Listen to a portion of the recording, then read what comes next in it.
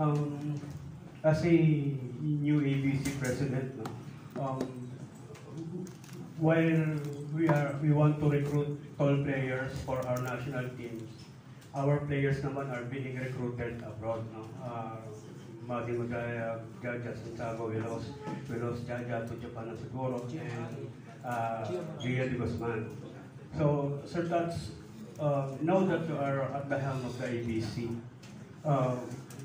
ano yung mga nakikita mong pwede nating gawin para mas mapalakas pa natin yung, kasi talent ID, magagaling yung mga players natin kasi nare-recruit abroad eh. But dito sa country natin, parang kulang pa tayo sa tournament na pwede nilang salihan. Just like sabi nga ni Nishida, kailangan higher level yung tournament natin dito para makakasabay tayo sa kanila. On your part, Sir Tas, other than organizing yung mga ABC leagues dito po sa atin, kaya ba natin mag-set ng isang national tournament na kasing taas ng level ng BNL? Well, there are two folds, no? One, I want to go back to our original position or objectives ng PNBF is to start again the under 14, under 16, under 18, under 21. So next month, we are doing now a age group championship now, Luzon, Visayas, Mindanao. So all our vice presidents will handle this. We have allocated the budget. We start to go back grassroots again, this one. And aspiring young players, yesterday, invited all the national team to have lunch. And when I saw the under 18 boys who we formed to participate, ang lalaki na agad. Nakita ko nga kapon si Coach Oji at Coach Dante, ni-recruit na agad yung mga under 18 para maglaro sa US. They're really tall. Nakita ko, ang tatangkad, mga bata pa. So there are still a lot of tall players in the provinces. So this October, Coach Angelo and Coach Jordi will go now to the provinces. Sabi nila, I'm sure may makikita pa tayong matangkad dyan. And then paaralin sa Manila, and then they become a national team. So I said, that's what we did before when we had the gold medal sa women before, when I recruited Nene Panyes, Maestra Cebu, I went to Davao. So we have to go back to this original plan that we had. So we're doing that. Second, why we are hosting a lot of international events is to improve also our national team. If we don't compete abroad, we invite them here. So that's what we are doing now. So if you say that we have 3 players or 4 players now on the women's playing outside, it's good. Brian is playing in Taipei, Mark is now playing in Japan, and I think there are 2 other players also will play outside. This is good for us. It's not only us, even other teams like Thailand, they're also playing outside. But again, the more players that plays abroad will be good for our players. This is important.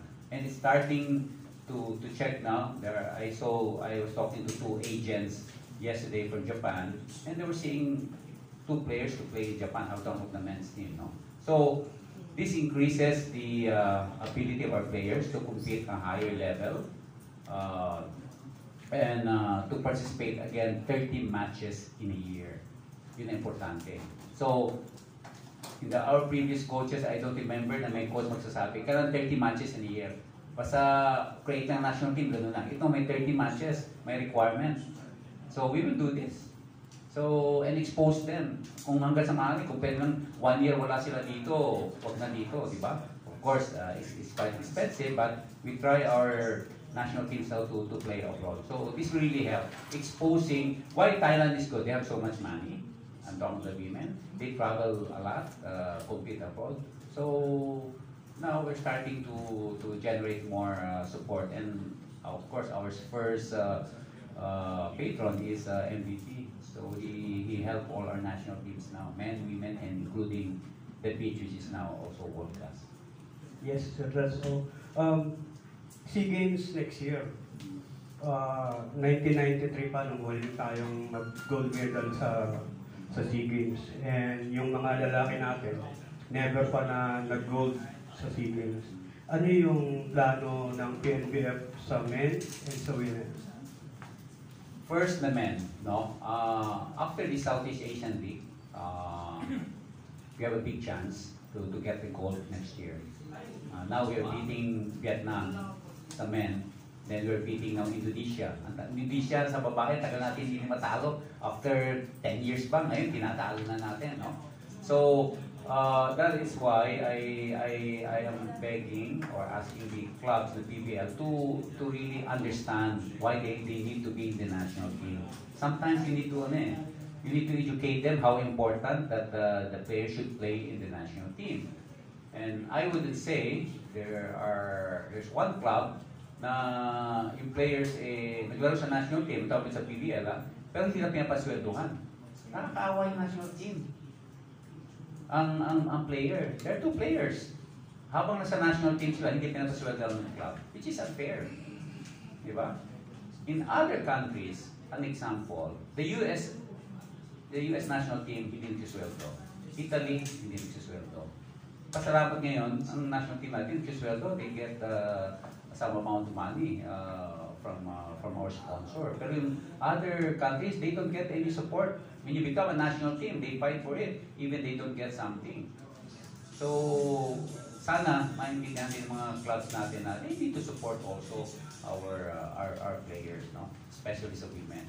But again, I have a good forecast for next year's SEA Games. Parang medyo medyo takot na sila ngayon, medyo tatakot sila. Kasi Indonesia, we had 5 sets.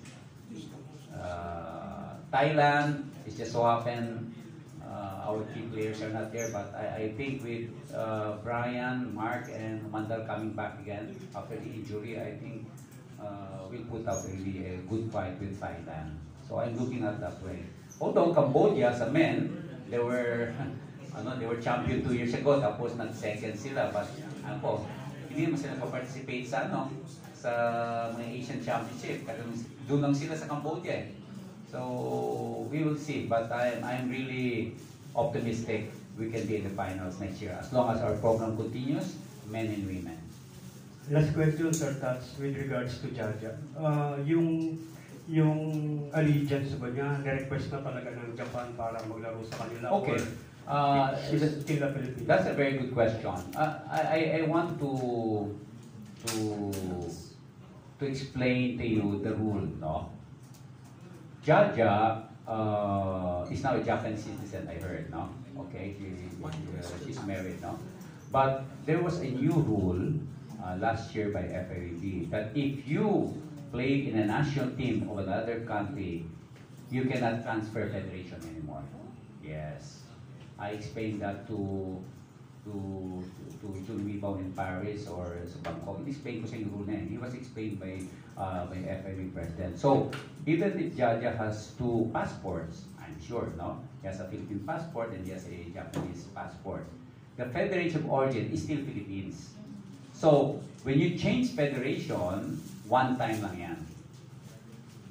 Once nag-change ng federation, hindi na pwede bumalik sa old federation mo. So what happened now is that, I don't know if you remember Kalimao. Okay, Kalimao. I'm looking at F2 ata, no? So she changed federation. She has an American passport, a dual passport. Then she changed federation 1 time. So right now, the federation of origin of Kalimao is Philippines, but her passport is Philippines and USA. So he cannot change federation anymore. Philippines now. So every time she plays abroad, she has to ask permission from the Philippine Federation. So with Jaja now, just to make it clear, because I told Jaja that I supported her sa FIDB because of this new rule. Ang problema, Jaja already played sa national team sa Philippines 3 or 4 times already. So with the new rule last year, she can never play with Japan. So he can still play with Philippines. Pwede pa siya. Because his federation of origin is Philippines. Well, hindi passport ang binabasihan dito. Federation of origin. So Jaja is still Filipino by nature to play for the national team. Kung hindi siya nag-national team, pwede ma-transfer. He can transfer. Because, why? What happened kasi, if you remember, lahat ng Cuban players kasi umalis sa sa bayan nila. Kasi ang hirap ng and they played sa Italy, nag-asawa, ganyan. And then, suddenly Turkey became strong with Vargas, Leon from Poland, Cuban became strong because of them. No? So, ngayon, inistriktuhan na ngayon ng FIVB because of that rule last year. Because they were national team players and they played also national team. Kasi you have to wait 2 years eh. But now, the new rule, Jaja played kasi sa national team. Kung di siya naglaro si Jaja ng national team, she can change federation. Madali yun. But since she played, by the record ng FIVB, she cannot change federation anymore. Thank you, sir. Retroactive yung ruling. Yeah, last year. It was implemented June last year. So we tried so much, nag-appeal. In fact, sabi ko nga, because Japan, the coach of Japan, Manabe, who's a good friend of mine, she needed Jaja for Paris as a middle blocker. So we appealed. I signed a letter also, both Japan and Philippines, but So this early, are we talking to Jaja na sa susunod, especially SEA Games? she can still play. She is welcome to play in the Philippine national team. But for her to represent Japan at the moment, no. Good morning, Boss Tat, si Gab Peras po ng Sports Corner PH. I have many questions sana, pero one question lang because you have limited time. Ano ang papel ninyo being the newly elected ADC President para ma-strengthen natin yung development ng volleyball at beach volleyball, hindi lamang sa Pilipinas, kundi sa iba't ibang parte ng Asia na kabilang ang ABC structure? Salamat po. Thank you. Well, by practice, if you become kasi Asian president or IF, normally nag-resign as NSA president, no? But that is only a practice. It was never a rule. But because of our first, my board doesn't want me to resign, okay, sa PNDF. Number two, the POC asked me also to continue my work because we have a world championship next year, no?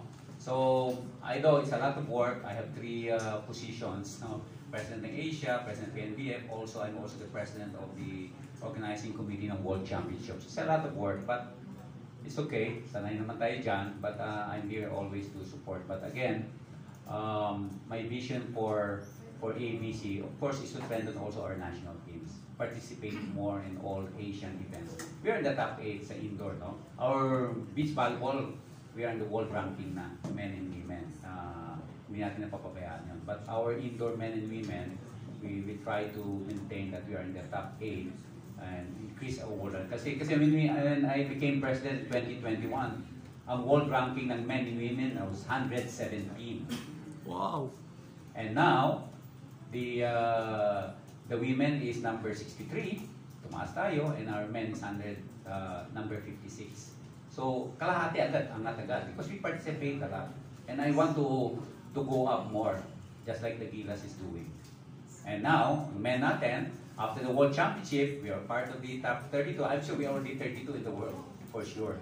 But I don't want to think about that, but I want our teams to improve. Thank you. Apa Cordero.